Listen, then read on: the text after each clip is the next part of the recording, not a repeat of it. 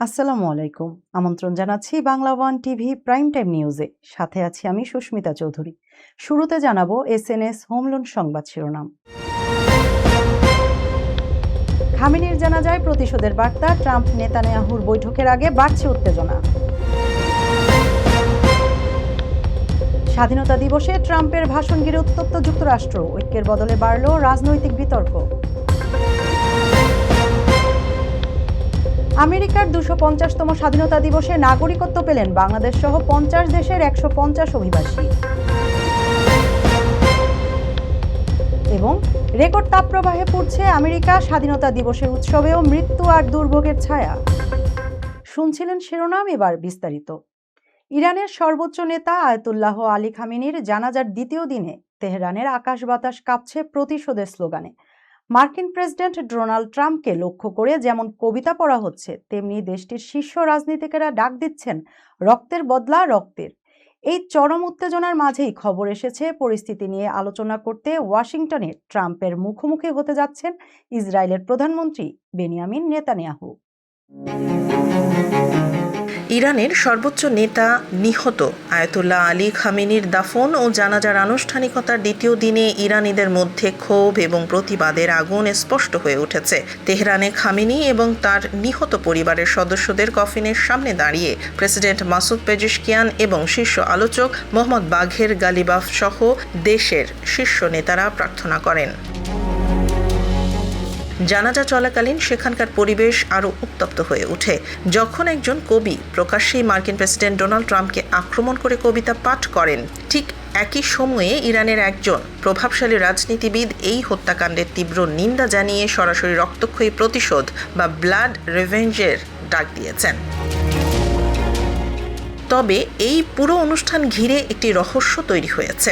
খামেনির ছেলে এবং তার সম্ভাব্য উত্তরসূরি মোস্তফা খামেনিকে এখনও এই জানাজার কোনো আনুষ্ঠানিকতায় প্রকাশ্যে দেখা যায়নি, যদিও রাষ্ট্রীয় ভিডিওতে খামেনির অন্য ৩ সন্তানকে কফিনের পাশে দাঁড়িয়ে শোক প্রকাশ করতে দেখা গেছে।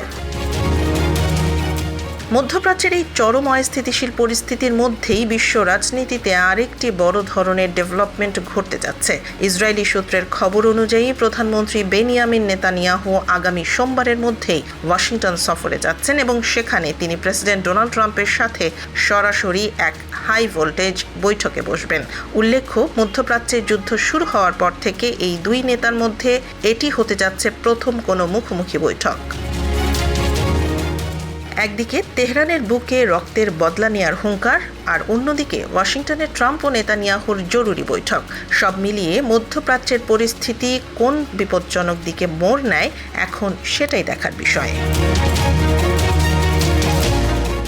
ভেবেছিলাম মানুষ খামেনিকে ঘৃণা করে, কিন্তু জানা যায় লাখো মানুষের কান্না দেখে আমি অবাক হয়েছি।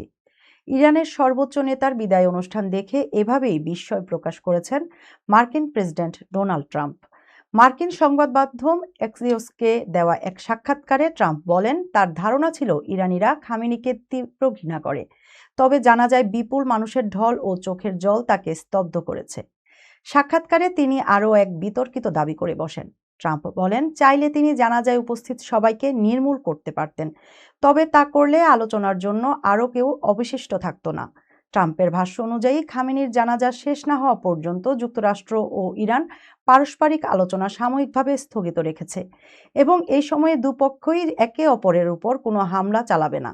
এদিকে তেহরানে অনুষ্ঠিত এক বিশাল জানাজা থেকে যুক্তরাষ্ট্র ও ইসরায়েল বিরোধী তীব্র স্লোগান দেওয়া হয়। শোকাহত ইরানিরা খামেনির মৃত্যুকে জাতীয় ক্ষতি হিসেবে উল্লেখ করে এই হামলার বিরুদ্ধে কঠোর প্রতিশোধ নেওয়ার তীব্র প্রত্যয় ব্যক্ত করেছে। যুক্তরাষ্ট্রের ২৫০তম স্বাধীনতা দিবস উপলক্ষে প্রেসিডেন্ট ডোনাল্ড ট্রাম্পের ভাষণ দেশজুড়ে ব্যাপক আলোচনা তৈরি করেছে। বজ্রঝড়ের কারণে কয়েক ঘন্টা বিলম্বে ওয়াশিংটনের ন্যাশনাল মলে ভাষণ দিলেও তিনি আমেরিকার ইতিহাস, সামরিক শক্তি এবং ভবিষ্যৎ নিয়ে আশাবাদী বক্তব্য তুলে ধরেন। ট্রাম্প বলেন, গত ২.৫ শতক ধরে যুক্তরাষ্ট্র বিশ্বে আশা, শক্তি ও নেতৃত্বের প্রতীক। তিনি দেশকে আরও শক্তিশালী করার অঙ্গীকার করেন এবং নির্বাচনী সংস্কারের অংশ হিসেবে ভোটার পরিচয়পত্র বাধ্যতামূলক করার প্রস্তাব পুনরায় তুলে ধরেন।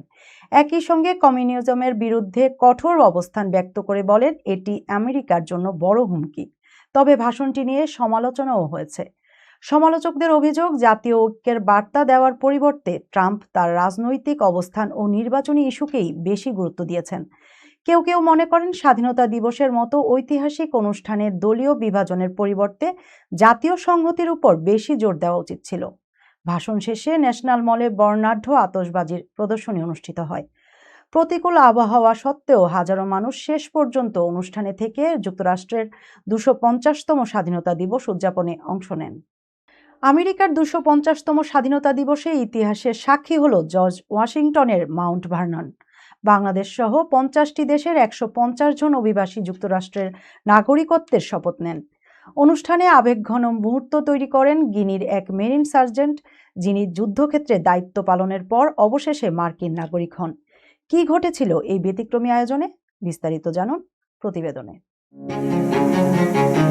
আমেরিকার 250তম স্বাধীনতা দিবসে জর্জ ওয়াশিংটনের মাউন্ট ভার্ননে অনন্য ইতিহাস তৈরি হলো। তীব্র রোদ উপেক্ষা করে বাংলাদেশ সহ 50টি দেশের 150 জন নতুন অভিবাসী নাগরিকত্বের শপথ নেন। অনুষ্ঠানে সবার নজর কাড়েন দুটি বিপজ্জনক ডিপ্লয়মেন্ট শেষ করা গিনির বীর মেরিন সার্জেন্ট দিয়াকারিয়া সাঙ্গারে। অশ্রুসিক্ত নয়নে তাদের এই বরণ প্রমাণ করে বৈচিত্র্যই আমেরিকার আসল শক্তি। আমেরিকার 250তম স্বাধীনতা দিবসে এক অনন্য এবং অত্যন্ত আবেগঘন ঐতিহাসিক মুহূর্তের সাক্ষী হল জর্জ ওয়াশিংটনের স্মৃতিবিজড়িত মাউন্ট ভার্নন।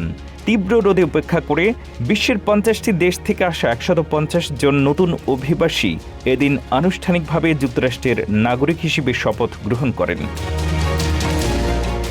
এই বিশেষ আয়োজনে সবার নজর কেড়েছিলেন গিনির সন্তান ইউএস মেরিন সার্জেন্ট দিয়াকারিয়া সাঙ্গারে।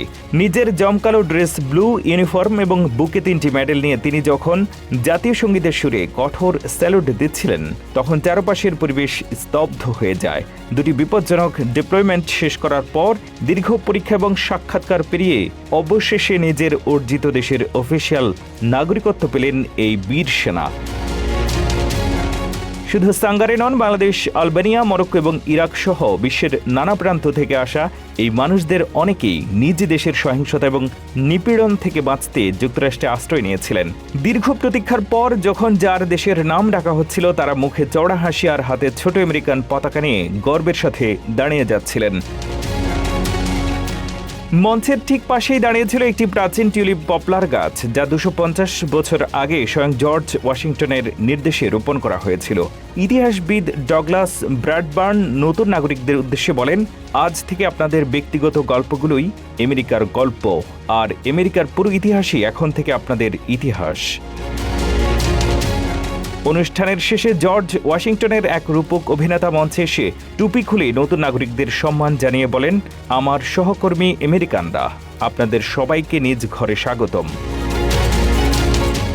নাগরিকত্ব পাওয়ার পর অশ্রুসিক্ত চোখে হাসি মুখে সাঙ্গারে বলেন, আমি অবশেষে যুক্তরাষ্ট্রের নাগরিক হলাম। এই ঐতিহাসিক মুহূর্তটি প্রমাণ করে বৈচিত্র্যই আমেরিকার আসল শক্তি। যুক্তরাষ্ট্রের স্বাধীনতা দিবসের উৎসবের মধ্যেই ওয়াশিংটনে শত শত মুখোশধারীর বিতর্কিত মিছিল নতুন করে আলোচনায় এনেছে শ্বেতাঙ্গ আধিপত্যবাদী গোষ্ঠীগুলোর তৎপরতা। কনফেডারেট পতাকা, উগ্র স্লোগান এবং পাল্টা বিক্ষোভ সব মিলিয়ে রাজধানীতে তৈরি হয় উত্তেজনাপূর্ণ পরিস্থিতি। এই ঘটনায় পুলিশ কি বলছে, কারা ছিল এই মিছিলের আয়োজক এবং কেন এটি নিয়ে এত বিতর্ক?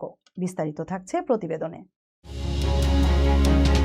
যুক্তরাষ্ট্রের স্বাধীনতার 250তম বার্ষিকী উদযাপনের দিন রাজধানী ওয়াশিংটনে বিতর্কিত এক মিছিল ঘিরে নতুন করে আলোচনায় এসেছে শ্বেতাঙ্গ আধিপত্যবাদী গোষ্ঠীগুলোর তৎপরতা। শত শত মুখোশধারী ব্যক্তি কনফেডারেট পতাকা সহ বিভিন্ন ব্যানার নিয়ে রাজধানীর রাস্তায় মিছিল করেন। স্থানীয় গণমাধ্যমের তথ্য অনুযায়ী মিছিলটির নেতৃত্বে ছিলেন নব্য ফ্যাসিবাদী ও শ্বেতাঙ্গ আধিপত্যবাদী সংগঠন প্যাট্রিয়ট ফ্রন্ট এর প্রতিষ্ঠাতা থমাস রুসো। সদস্যরা ইউনিয়ন স্টেশনের সামনে জড়ো হয়ে পরে ক্যাপিটাল হিলের দিকে পদযাত্রা করেন। মিছিল চলাকালে তারা লাইফ, লিবার্টি, ভিক্টরি এবং রিক্লেইম আমেরিকা সহ বিভিন্ন স্লোগান দেন।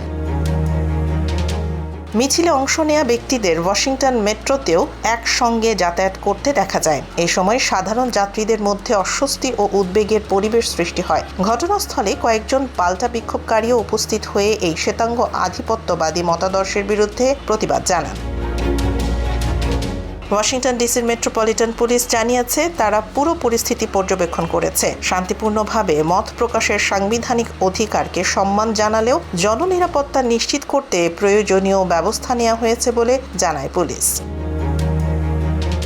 উল্লেখ্য, প্যাট্রিয়ট ফ্রন্ট 2017 সালে ভার্জিনিয়ার শার্লটসভিলে অনুষ্ঠিত সহিংস ইউনাইটেড দ্য রাইট সমাবেশের পর গঠিত হয়। যুক্তরাষ্ট্র ভিত্তিক বিভিন্ন পর্যবেক্ষক সংস্থা সংগঠনটিকে একটি নব্য ফ্যাসিবাদী ও শ্বেতাঙ্গ আধিপত্যবাদী ঘৃণা গোষ্ঠী হিসেবে চিহ্নিত করে। স্বাধীনতা দিবসের উৎসবের মধ্যে এই মিছিল দেশটির রাজনৈতিক ও সামাজিক অঙ্গনে নতুন বিতর্কের জন্ম দিয়েছে। রেকর্ড তাপপ্রবাহ, 100 ডিগ্রি ফারেনহাইটেরও বেশি তাপমাত্রা, বজ্রঝড় আর বিদ্যুৎ বিভ্রাট সব মিলিয়ে যুক্তরাষ্ট্রের বিভিন্ন অঙ্গরাজ্যে তৈরি হয়েছে ভয়াবহ পরিস্থিতি। ইতোমধ্যে অন্তত 25 জনের মৃত্যুর আশঙ্কা করা হচ্ছে। কোনো কোনো অঙ্গরাজ্য সবচেয়ে বেশি ক্ষতিগ্রস্ত এবং আবহাওয়াবিদরা আগামী দিনগুলো নিয়ে কি সতর্কতা দিচ্ছেন, বিস্তারিত জানুন প্রতিবেদনে। রেকর্ড গরমে বিপর্যস্ত হয়ে পড়েছে যুক্তরাষ্ট্রের বিস্তীর্ণ অঞ্চল। ডিপ সাউথ, মিডওয়েস্ট থেকে পূর্ব উপকূল পর্যন্ত চলমান তীব্র তাপপ্রবাহে অন্তত 25 জনের মৃত্যুর আশঙ্কা করা হচ্ছে বলে জানিয়েছে স্থানীয় কর্তৃপক্ষ। একই সঙ্গে অতিরিক্ত গরম ও বজ্রঝড়ের কারণে যুক্তরাষ্ট্রের 250তম স্বাধীনতা দিবসের অনেক আয়োজনও ব্যাহত হয়েছে। শনিবার ন্যাশনাল ওয়েদার সার্ভিস জানিয়েছে, দেশের পূর্বাঞ্চল জুড়ে প্রায় 15 কোটি 60 লাখ মানুষ তাপপ্রবাহজনিত সতর্কতার আওতায় ছিলেন। উচ্চচাপ বলয়ের প্রভাবে ওয়াশিংটন ডিসি, ভার্জিনিয়ার নরফোক এবং নর্থ ক্যারোলাইনার র্যালি সহ বিভিন্ন শহরে তাপমাত্রা 100 ডিগ্রি ফারেনহাইটেরও বেশি ছাড়িয়ে যায়। ওয়াশিংটন ডিসির ন্যাশনাল মলে যুক্তরাষ্ট্রের 250তম স্বাধীনতা উদযাপন অনুষ্ঠানে অসংখ্য দর্শক তাপজনিত অসুস্থতা আক্রান্ত হন। জরুরি সেবা কর্মী, ন্যাশনাল গার্ড সদস্যদের বারবার চিকিৎসা সেবা দিতে দেখা যায়। অনুষ্ঠানের চেয়ারগুলোর তাপমাত্রা 160 ডিগ্রি ফারেনহাইট পর্যন্ত পৌঁছায় বলে আয়োজকরা জানান। এর মধ্যে তীব্র বজ্রঝড়ের সতর্কতায় অনুষ্ঠানে উপস্থিত হাজারো মানুষকে সাময়িকভাবে নিরাপদ আশ্রয়ে সরিয়ে নেওয়া হয়। পরে কয়েক ঘন্টা বিলম্বে প্রেসিডেন্ট ডোনাল্ড ট্রাম্প বক্তব্য দেন এবং এরপর আতশবাজির আয়োজন অনুষ্ঠিত হয়। ঝড়ের প্রভাবে ওকলাহোমা থেকে কানেকটিকাট পর্যন্ত বিস্তীর্ণ এলাকায় 13 লাখেরও বেশি গ্রাহক বিদ্যুৎ বিচ্ছিন্ন হয়ে পড়েন। সবচেয়ে বেশি বিদ্যুৎ বিভ্রাট দেখা যায় মিশিগান, নিউ জার্সি ও মিজৌরিতে। স্বাস্থ্য কর্মকর্তারা জানিয়েছেন, শুধু নিউ জার্সিতেই তাপপ্রবাহে মৃতের সংখ্যা বেড়ে 22 জনে পৌঁছেছে। অধিকাংশের বয়স 30 থেকে 80 বছরের মধ্যে এবং অনেককে শীতাতপ নিয়ন্ত্রণবিহীন বাসা, রাস্তায় কিংবা পার করা গাড়ি থেকে মৃত অবস্থায় উদ্ধার করা হয়েছে। এছাড়া ইলিনয়ের কুক কাউন্টিতে একজন এবং মিসিসিপিতে 74 বছর বয়সী এক ব্যক্তির মৃত্যু তাপজনিত বলে নিশ্চিত করা হয়েছে। লুইজিয়ানা অঞ্চলের কাছাকাছি বল্টন এলাকায় 83 বছর বয়সী এক নারীর মৃত্যুকেও তাপপ্রবাহের সঙ্গে সংশ্লিষ্ট বলে জানিয়েছেন তদন্ত কর্মকর্তারা। আবহাওয়াবিদরা বলছেন, আগামী কয়েকদিন উত্তর দিক থেকে শীতল বায়ু প্রবেশ করায় উত্তর পূর্বাঞ্চলে তাপমাত্রা কিছুটা কমতে পারে। তবে রাতের উচ্চ তাপমাত্রা ও অতিরিক্ত আর্দ্রতা এখনও জনস্বাস্থ্যের জন্য বড় ঝুঁকি হয়ে থাকবে বলে সতর্ক করেছে national weather service. 4th of জুলাইয়ের আনন্দ মুহূর্তে আতঙ্কে বদলে গেল নিউ ইয়র্কের কোনি আইল্যান্ড। আতশবাজি প্রদর্শনী চলাকালে এলোপাথারি গুলিতে 4 শিশুসহ 8 জন আহত হন। রক্তাক্ত শিশুদের কোলে তুলে পুলিশের দৌড়ে হাসপাতালে নেওয়ার দৃশ্য নাড়িয়ে দিয়েছে সবাইকে। কেন এই হামলা, কি পাওয়া গেছে ঘটনাস্থল থেকে এবং তদন্তে কি জানা যাচ্ছে, বিস্তারিত প্রতিবেদনে। আমেরিকার স্বাধীনতা দিবসের আনন্দ মুহূর্তেই রূপ নিল এক ভয়াবহ বিষাদে। নিউ ইয়র্কের ব্রুকলিনে 4th অফ জুলাইয়ের আতশবাজি প্রদর্শনী দেখার সময় চলল এলোপাতাড়ি গুলি। এই নৃশংস হামলায় 4 শিশুসহ মোট 8 জন গুলিবিদ্ধ হয়েছেন। ঘটনার পর রক্তাক্ত শিশুদের বুকে জড়িয়ে পুলিশের নিরাপদ স্থানে ছুটে যাওয়ার দৃশ্য পুরো এলাকায় স্তব্ধতা নামিয়ে এনেছে। পুলিশ সূত্রে জানা গেছে, শনিবার রাত আনুমানিক 10:30 নাগাদ কোনি আইল্যান্ডের সি পার্ক অ্যাপার্টমেন্টসের বাইরে এই গোলাগুলির ঘটনা ঘটে। ঠিক তার কিছুক্ষণ আগেই পাশের সমুদ্র তীরে জমকালো আতশবাজি প্রদর্শনীর আয়োজন করা হয়েছিল। আনন্দঘন সেই পরিবেশের মধ্যেই হঠাৎ গুলির শব্দে চারদিকে তীব্র আতঙ্ক ছড়িয়ে পড়ে। সোশ্যাল মিডিয়ায় ছড়িয়ে পড়া ভিডিওতে দেখা যায় বেশ কয়েকজন পুলিশ কর্মকর্তা গুলিবিদ্ধ রক্তাক্ত শিশুদের নিজেদের কোলে তুলে নিয়ে অ্যাম্বুলেন্সের দিকে ছুটে যাচ্ছেন। এই হামলায় গুলিবিদ্ধদের বয়স 6 থেকে 37 বছর। ভুক্তভোগীদের মধ্যে 21 বছর বয়সী এক তরুণীর বুকে গুলি লেগেছে এবং তার অবস্থা অত্যন্ত আশঙ্কাজনক। এছাড়া পা, কাঁধ এবং পেটে গুলিবিদ্ধ হয়ে হাসপাতালে চিকিৎসাধীন রয়েছেন বাকিরা, যার মধ্যে মাত্র 6 বছর বয়সী এক শিশু রয়েছে। কী কারণে এই হামলা চালানো হয়েছে কিংবা এর পেছনে কারা জড়িত তা এখনও স্পষ্ট নয়। তবে তল্লাশির সময় পুলিশ গাছের নিচে একটি স্কুল ব্যাগ থেকে একটি বন্দুক উদ্ধার করেছে। পুরো ঘটনাটি খতিয়ে দেখতে নিউ ইয়র্ক পুলিশ ইতিমধ্যে তদন্ত শুরু করেছে। উৎসবের রাতে শিশুদের উপর এমন জঘন্য হামলায় স্থানীয় কমিউনিটির মধ্যে তীব্র ক্ষোভের সৃষ্টি হয়েছে। ভাগ্য সহায় হলে একই দরজায় দুবার লক্ষ্মী আসে, তা প্রমাণ করলেন এক মার্কিন বাসিন্দা। 15 বছর আগে $45,000 জেতার পর এবার একই লটারিতে $1.3 মিলিয়ন জ্যাকপট জিতলেন তিনি। দোকানে কোল্ড ড্রিঙ্কস কিনতে গিয়ে হুট করে কেনা একটি টিকেটই রাতারাতি তার পুরো ভাগ্য বদলে দিয়েছে। বিস্তারিত জানুন রিপোর্টে। ভাগ্যের জোর কাকে বলে তা প্রমাণ করলেন যুক্তরাষ্ট্রের ইলিনয় অঙ্গরাজ্যের এক বাসিন্দা। দীর্ঘ 15 বছর আগে যে লটারি জিতেছিলেন, ঠিক সেই একই লটারি এবার আবারও জিতে রাতারাতি কোটিপতি বনে গেছেন তিনি। ইলিনয় লটারি কর্তৃপক্ষের তথ্য অনুযায়ী এবার তার জেতা জ্যাকপটের পরিমাণ বাংলাদেশি টাকায় প্রায় 15 কোটি টাকা বা $1.3 মিলিয়ন। শিকাগোল্যান্ডের বাসিন্দা এই বিজয়ী নিজের নাম প্রকাশ করতে অনিচ্ছুক। তিনি জানান, গত মাসে স্রেফ হুট করেই লটারির টিকিটটি কিনেছিলেন। তিনি বলেন, আমি দোকানে শুধু একটা কোল্ড ড্রিঙ্কস কিনতে ঢুকেছিলাম, তখন মনে হলো একটা টিকিট কেটেই দেখি না কি হয়। কুইক পিক পদ্ধতিতে নম্বর বেছে নিয়েছিলেন আর সেটাই আমার ভাগ্য বদলে দিল। ইলিনয়ের ওসওয়েগো শহরের একটি বিপি গ্যাস স্টেশন থেকে গত 11 জুন লাকি ডে লোটোর টিকিটটি কেনা হয়েছিল। লটারির ড্রতে ড্রপ হওয়া 5টি নম্বরই 1, 1, 3, 1, 9, 2, 7, 3, 5 হুবহু মিলে যায় তার টিকিটের সাথে। প্রথমে নিজের চোখে বিশ্বাস করতে পারছিলেন না তিনি, ভাবছিলেন তিনি কোনো স্বপ্ন দেখছেন কিনা। পরে টিকিট স্ক্যান করে নিশ্চিত হন যে তিনি বিজয়ী। আশ্চর্যজনক বিষয় হলো, ঠিক 15 বছর আগে এই একই লটারি গেম খেলে তিনি $45,000 জিতেছিলেন। তবে তখন এই লটারির নাম ছিল লিটল লোটো। এই বিশাল অর্থ দিয়ে তিনি নিজের পরিবারের জন্য একটি সুন্দর বাড়ি কিনতে চান এবং স্ত্রী সহ নিজের অবসরের ভবিষ্যতের জন্য জমা রাখতে চান। এদিকে উইনিং টিকিট বিক্রি করার সুবাদেই ওই বিপি গ্যাস স্টেশনটিও বোনাস হিসেবে $13,000 বা জ্যাকপটের 1% পুরস্কার পেয়েছে। এটি প্রমাণ করে ভাগ্য সহায় হলে একই দরজায় দুবারও লক্ষ্মী ধরা দিতে পারে। স্টিয়ারিং হুইল, ব্রেক বা অ্যাক্সিলারেটর ছাড়াই চলতে পারে এমন ভবিষ্যতের গাড়িকে আরও আরামদায়ক করে তুলেছে অ্যামাজনের মালিকানাধীন জুক্স। নতুন সংস্করণের রোবট ট্যাক্সিতে যোগ হয়েছে উন্নত আসন, বড় টাচ স্ক্রিন, উন্নত সেন্সর ও নিরাপত্তা সুবিধা। বর্তমানে সীমিত পরিসরে চললেও ভবিষ্যতে আরও কয়েকটি মার্কিন শহরে সেবা সম্প্রসারণের পরিকল্পনা করছে প্রতিষ্ঠানটি।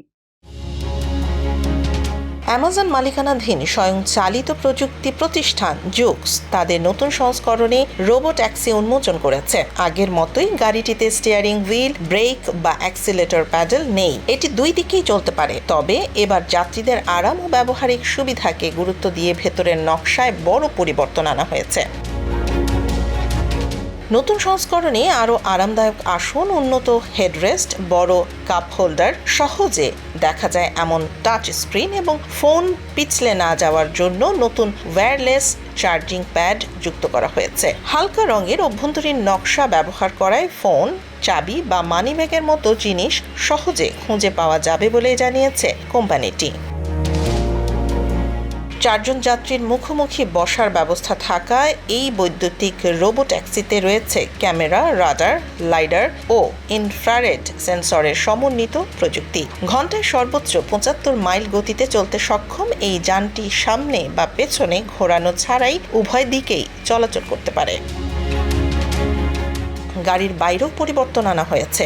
নতুন আলো ও রিফ্লেক্টর ব্যবস্থার মাধ্যমে পথচারী ও অন্যান্য চালক সহজেই বুঝতে পারবেন গাড়িটি কোন দিকে যাচ্ছে। পাশাপাশি জরুরি পরিস্থিতিতে যাত্রীদের সঙ্গে সহায়তা কেন্দ্র বা উদ্ধার কর্মীদের যোগাযোগের জন্য নতুন স্পিকার ও মাইক্রোফোনও যুক্ত করা হয়েছে। বর্তমানে লাস ভেগাস ও সান ফ্রান্সিসকোতে সীমিত পরিসরে জুক্সের রোবো ট্যাক্সি চালু রয়েছে। ভবিষ্যতে অস্টিন ও মায়ামিতেও সেবা সম্প্রসারণের পরিকল্পনা রয়েছে। তবে বাণিজ্যিকভাবে ব্যাপক পরিসরে চালু করার আগে যুক্তরাষ্ট্রের নিয়ন্ত্রক সংস্থার অনুমোদন পেতে হবে বলে জানিয়েছে কোম্পানিটি। এই ছিল Bangla one TV prime time নিউজে। পরবর্তী প্রাইম টাইম নিউজ দেখার আমন্ত্রণ জানিয়ে বিদায় নিচ্ছি আমি সুস্মিতা চৌধুরী। এতক্ষণ সাথে থাকার জন্য ধন্যবাদ সবাইকে।